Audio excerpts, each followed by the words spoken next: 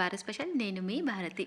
ఎలా ఉన్నారండి అందరూ? నేనైతే చాలా చాలా బాగున్నాను. అండ్ మీ అందరూ కూడా చాలా బాగున్నారని కోరుకుంటున్నాను.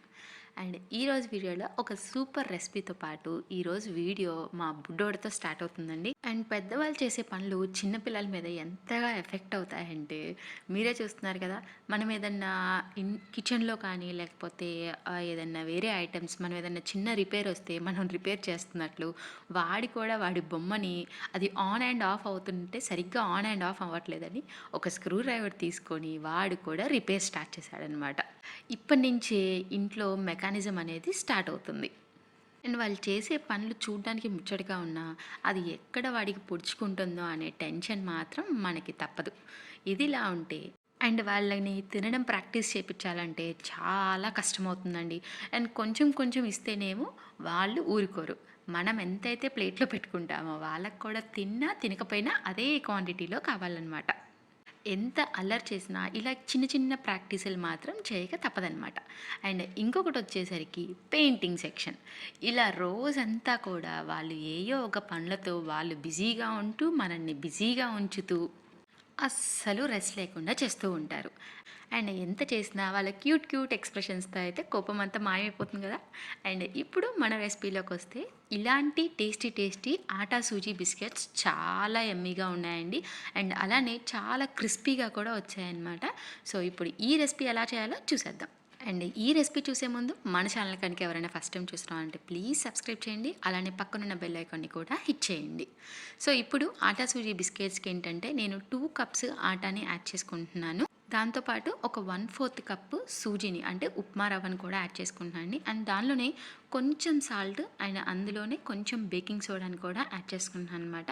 సో ఈ రెండు యాడ్ చేసుకున్న తర్వాత ఒక్కసారి బాగా మిక్స్ చేసుకొని పెట్టేసుకోండి.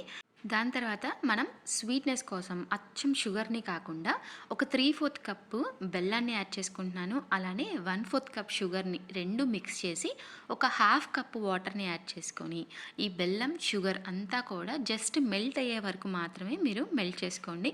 అలా ఏమి మనకి పాకం కానీ అలా ఏమీ అవసరం లేదు. జస్ట్ ఆ షుగర్ అండ్ అలానే బెల్లం బాగా మెల్ట్ అయ్యే వరకు ఉంచేసేసుకొని మనం ముందుగా పెట్టుకున్న పిండిలోకి కొంచెం కొంచెం వాటర్ యాడ్ చేసుకొని కలుపుకుంటూ ఉండండి. ఒకేసారి యాడ్ చేయొద్దు.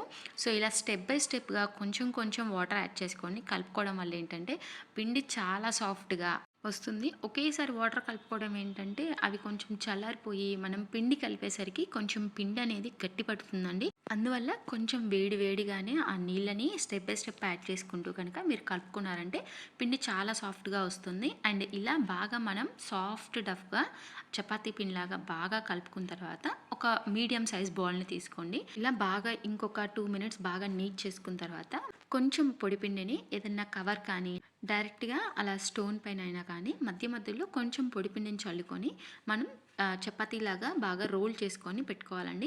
కాకపోతే ఇది మరీ పల్చగా కాకుండా మనం బిస్కెట్స్ లాగా చేసుకుంటున్నాం కాబట్టి కొంచెం అంటే కొంచెం మందంగా అంటే కొంచెం లైట్ దల్సరిగా ఉండేటట్టుగా మీరు చేసుకొని బాగా రోల్ చేసుకోవాలండి. ఇప్పుడు నేను ఇక్కడైతే కొంచెం మందంగా ఉండేటట్టు చేసుకుంటున్నాను అనమాట. ఇక్కడ నేను చూసారా కొంచెం మీకు చూపిస్తున్నాను. ఇలా కొంచెం మందంగా ఉండేటట్టు చేసుకోండి. సో ఇలా చేసుకున్న తర్వాత నేనైతే ఇక్కడ కొన్ని షేప్ కటర్స్ని యూస్ చేసుకుంటున్నాను. అండ్ ఈ షేప్ కటర్స్ అన్నీ అయితే మనకి ఇంట్లో ఉంటారు కదండి పిల్లలు, క్లేలో వస్తూ ఉంటాయి కదా. వీటన్నిటిని నేను చేయలేదన్నమాట. వాటి క్లీనింగ్ పాపం మా పెద్దోడే బాగా క్లీన్ చేసి వాటిని సోప్తో బాగా క్లీన్ చేసేసి పెట్టి ఉంచాడు రెడీగా. సో నేను ఆ కటర్స్ తీసుకొని వాడికి ఈ షేప్స్లో కావాలి అన్నాడు. సో నేను దానివల్ల ఈ షేప్ కటర్స్ని యూస్ చేసేసి అన్నిటినీ కూడా కట్ చేసేసుకొని పెట్టుకుంటున్నాను. కాకపోతే ఇవి కొంచెం ప్లాస్టిక్ అయ్యేసరికి కొంచెం గట్టిగా ప్రెస్ చేయాల్సి వస్తుంది.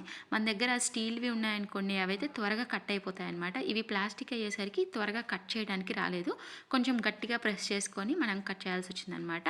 సో ఇలా అన్ని షేప్ కటర్స్ని కూడా ఇలా మనం రెడీ చేసుకున్న తర్వాత నేను కొంచెం పైన డెకరేషన్ కోసం టూత్పిక్ని తీసుకొని ఇలా లైట్గా వాటి మీద అనేది కొంచెం చిన్న చిన్న హోల్స్గా పెట్టుకున్నాను.